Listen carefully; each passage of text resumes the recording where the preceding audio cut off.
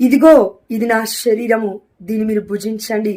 ఇదిగో ఇది నా రక్తము, దీన్ని మీరు పానము చేయండి అని యేసువారు చెప్పినప్పుడు దీన్ని నా జ్ఞాపకార్థముగా చేయండి అని అంటున్నాడు.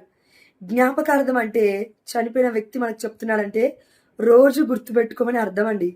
నెలకొకసారి, సంవత్సరానికి ఒకసారి కాదు దానికి అర్థం.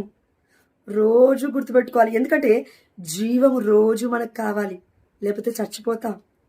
అందుకే మన జీవనకర్త మన యొక్క యేసుప్రభుల వారే మనందరికీ జీవాన్ని పోసి తన యొక్క జీవ రక్తాన్ని, నీరుని, ఇదిగో యోహాను సువార్త 19వ అధ్యాయం 34వ వచనంలో సైనికుడు వచ్చి ప్రక్కను బల్లెముతో పొడవగానే ఇదిగో రక్తము, నీరు స్రవించెను అని ఉంది. కాబట్టి మనం అందరం కూడా నీరు అనగా ఇక్కడ ఆత్మ, పరిశుద్ధాత్మని మనం పొందుకోవాలి.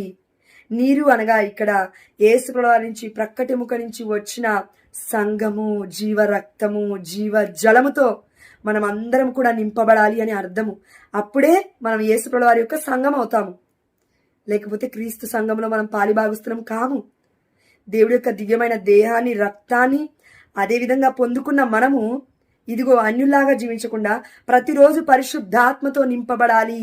అందుకే నీరు స్రవించింది యేసుప్రభుల వారి నుంచి, ప్రక్క నుంచి. మనం అందరం కూడా శ్రీసభ, యేసుప్రభుల వారికి ఇదిగో శ్రీసభ అనగా భార్య.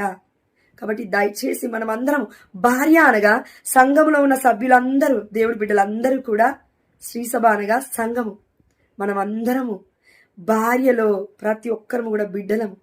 దేవుడు మనల్ని వదిలిపెట్టుకోడు. కాబట్టి ప్రియమైన దేవుడి బిడ్డలారా, దేవుడు చెప్తున్న ఈ సత్యమైన పలుకులు వినడమే కాదు, మనము పాటిస్తే ఆ దేవాతి దేవుడు ఆనందిస్తాడు, అదే విధంగా మనల్ని ఆశీర్వదిస్తాడు. ఆమేన్, హల్లెలూయా. God bless you.